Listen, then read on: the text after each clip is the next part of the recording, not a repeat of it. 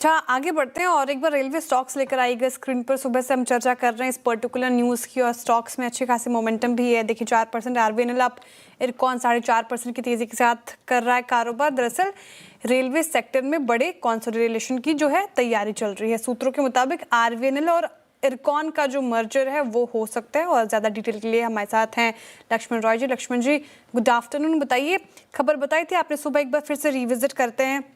जो दर्शक अब जुड़ रहे हैं हमारे साथ, उनके लिए कितनी बड़ी खबर है? मुझे जो सूत्रों से जानकारी मिली है उसके मुताबिक रेलवे की दो सरकारी कंपनियां इरकॉन और आरबीएनएल, इन दोनों के मर्जर पर सरकार गंभीरता से विचार कर रही है। और इन दोनों कंपनियों को मर्जर की जो बारीकियां हैं, जो शर्तें हैं, क्या तौर तरीके होंगे, उसको अध्ययन करने के लिए रेल मंत्रालय के अधिकारी इसमें जुट गए हैं। और बहुत जल्द इसके प्रस्ताव को अंतिम रूप दिया जाएगा। एक बार इस प्रस्ताव को रेल मंत्रालय की तरफ से अंतिम रूप दे दिया जाएगा, उसके बाद इसको सीजीडी के पास भेजा जाएगा, यानी कोर ग्रुप ऑफ सेक्रेटरीज जो है उनके पास भेजा जाएगा। और फिर वहां से मंजूरी मिलने के बाद ये ग्रुप ऑफ मिनिस्टर्स के पास जाएगा और फिर इसको अंतिम रूप दिया जाएगा। अभी बता दूं कि आरबीएनएल में सरकार की हिस्सेदारी 72.8% है और इरकॉन में 65.17% है।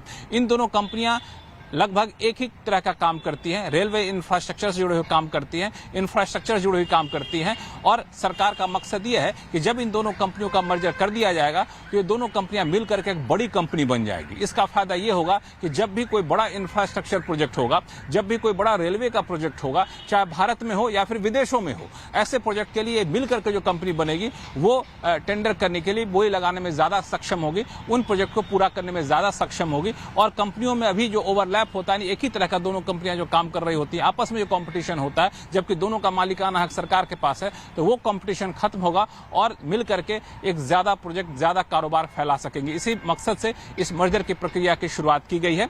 हालांकि बता दूं कि वित्त मंत्री ने बजट में ही कहा था कि ऐसी सरकारी कंपनियों की पहचान की जा रही है जो एक ही क्षेत्र में काम कर रही हैं, आपस में कॉम्पिटिशन कर रही हैं, इनके मर्जर पर आगे बढ़ाया जाएगा। वित्त मंत्री के बजट में इस ऐलान के बाद पीएफसी आरईसी के मर्जर की प्रक्रिया आगे बढ़ी और अब ये रेलवे सेक्टर की दो कंपनियां आरबीएनएल और इरकॉन के मर्जर की प्रक्रिया की शुरुआत हो गई है। हालांकि अधिकारी ये बता रहे हैं इसमें थोड़ा सा समय लगेगा, क्योंकि ये एक लंबी प्रक्रिया होती है, अलग अलग पहलुओं की समीक्षा करनी होती है।